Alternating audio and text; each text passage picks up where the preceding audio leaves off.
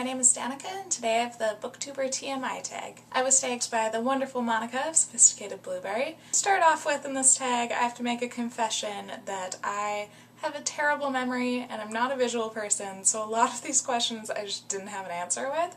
So I skipped those ones that I can't even answer because a fictional character's style, I don't know. I don't pay attention to their clothing, and if I did, I probably would have forgotten it by now. So I'll start off with your book boyfriend or fictional crush.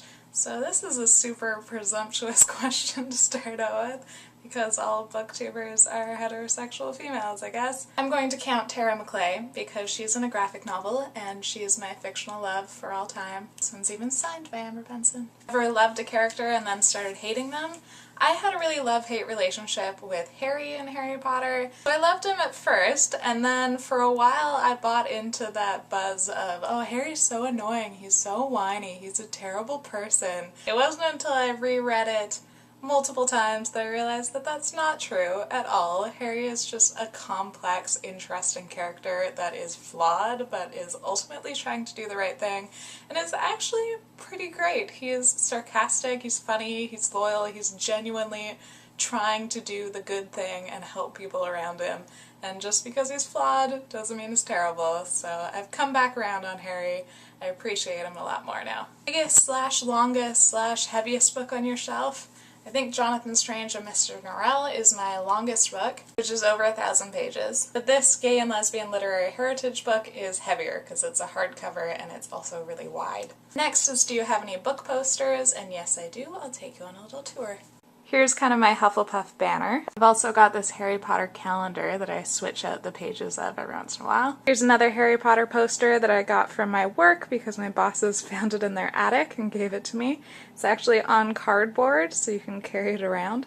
And this is my handmade Hufflepuff poster from the first bookstore I worked at. On the release date of the last Harry Potter book, one of my coworkers made these posters for each of the houses, and she got me to take this one home, and I've had it ever since. And my last Harry Potter poster flag thing that I also got from my bosses, who I think also found it in their attic. And this is a painting one of my friends did for me. Oh, and I can't forget this one, which is my lesbian pulp poster / painting that I got for Christmas and is hanging out with all my other books. I think it complements well. And then, do you have any book-themed jewelry? I'm actually wearing one right now. It's my Harry Potter necklace that has Hermione and Crookshanks, and I got this at LeakyCon. Another LeakyCon find was this Hufflepuff necklace with a little key, and I have this kind of steampunk book locket. Next question is your book OTP. I'm not usually a big romance person when it comes to books. Looking through my favorite books, and most of them, if they do have a romance, are not really the best romances. I'm more about the individual characters than their relationship. If I had to choose, it would be a relationship in Tipping the Velvet. Mild spoilers, look away, skip if you haven't read Tipping the Velvet yet. My OTP would be Florence and Nan, because when I first read the Tipping the Velvet, this was a really important relationship to me, and it's still pretty influential on me. I love that it's not your first love, and that maybe it didn't start off really romantic, but that it can be better even for that. The next question is favorite book series, and I mean, come on, it's Harry Potter. And I fully recognize the many flaws in this series, mostly that it relies on the metaphor of oppression without actually representing oppressed group of people in the real world. But this is such an important series for me. It's just such a touchstone. I know it so well. Harry Potter has just been so important in forming my own identity that I can't really separate myself from it. My favorite standalone is Tipping the Velvet. I don't remember when I started reading. I know it was young, it was before I started school, but I've always loved books. They have been a passion of mine ever since I could pick them up. Which Hogwarts house are you? I think you might be able to guess. I am such a proud Hufflepuff. I will defend Hufflepuff to anyone at any time. Quality I look for from a book. Beautiful writing is a really big plus to me. The thing that really makes a book my favorite is if it makes me look at something in a different way, if it's got a really powerful message that I hadn't considered before. That's the ones that really stick with me. Favorite book quote? There's one quote that I keep coming back to and I just think is amazing every time. And it's kind of funny because I haven't actually read the book that it's from. I've only read the quote. It's from a letter that Virginia Woolf wrote to Vita Sackville West, and I haven't read her collection of letters, but I love this one. Look here, Vita, throw over your man and we'll go to Hampton Court and dine on the river together and walk in the garden in the moonlight and come home late and have a bottle of wine and get tipsy, and I'll tell you all the things I have in my head, millions, myriads. They won't stir by day, only by dark on the river. Think of that. Throw over your man, I say, and come. My favorite author is obviously Sarah Waters. For favorite book cover, there's a Tipping the Velvet cover that I don't have. It's for the hardcover. It's got oysters on the cover. I really like that one, but I don't have it.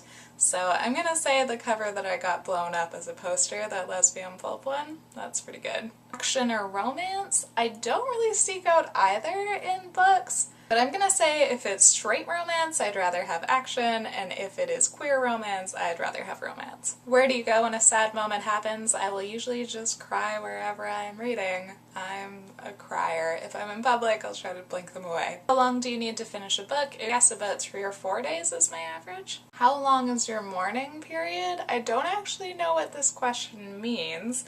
I'm going to assume it means how long until you start a new book after you finish one, and I don't usually start a new book on the same day that I finish one unless it's a readathon, but other than that I'll just keep going. Least favorite book I am not going to name because it was a self-published book and it was sent to me for review, and I spent the whole time I read it just dragging myself through looking for one positive thing to say. That was a rough read for me. Turn on in a character, I love complex characters, multifaceted, layered, flawed characters. Turn off in a character, it's just douchey male protagonists. I am so done with sexist, bigoted guy main characters. I don't care. I've had too many stories that I've absorbed that have these people as the main characters and have people still rally around them, and I can't.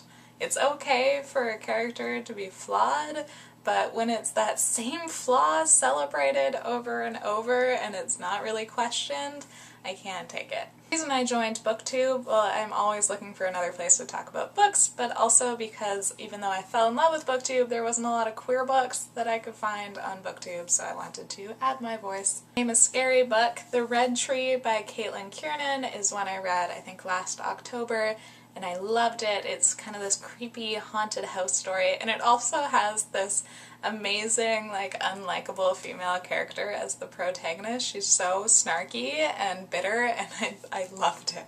Last book that made you cry? I don't know. I cry at commercials. I probably cried at the last book I read. I can't keep track. Last book I gave 5 stars was the first book I read this year, which was The Color Purple by Alice Walker, though I also read The Truth About Stories by Thomas King. That was a reread, but I also gave that one 5 stars. Any favorite book titles? The first one that came to mind was Sarah Farazan's Tell Me Again How a Crush Should Feel. All the time I was reading it, I would look over that cover and be like, right?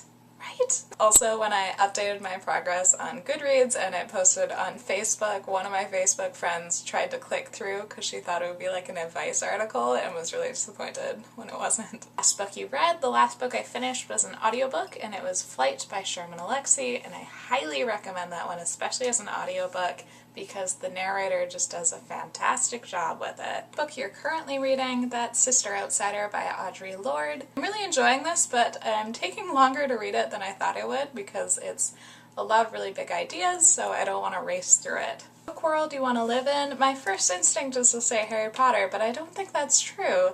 Because A, I would definitely want to be magical if you were a squib or a muggle in the wizarding world. That would suck. And B, it would have to be after Harry's time. I don't want to be there during the war. So you know what? I'm gonna say The World of Boy Meets Boy by David Levithan, because it's like a little queer utopia. Book world you would least want to live in? I'm gonna say The World of Feed by M.T. Anderson, because it's basically our world, but with capitalism taken up another notch. Last time you smelled a book? I don't really smell books that much, to be honest, unless I am pricing them at my job, and then I'm smelling them to see if they smell weird or if I'm just imagining it. Do you write? No. I am a reader, not a writer. Favorite magical item? A wand, but only if you're magic. It's gonna be pretty useless if I'm still a muggle. My Quidditch position, I would say spectator, but let's be honest, I probably wouldn't even make it to that. I'm not a sports person. Name a song you connect to a book. I listen to quite a bit of wizard rock, so there's quite a few. I'll just shout out Lauren Fairweather in general and Home in particular. Favorite book fandom will still have to be Harry Potter because it's just massive. You can find pretty much anything in the Harry Potter fandom. You'll find your own little corner that you'll enjoy. And I've got to actually go to physical things created by the Harry Potter fandom, like cons or the Wizarding World of Harry Potter. It's so huge that it's actually manifested physically. How many books do you own? I think it's about 600. Who do you tag? I'm not going to tag anyone because this is a really long tag, but if you do want to do it, feel free to. And thank you for watching. Bye!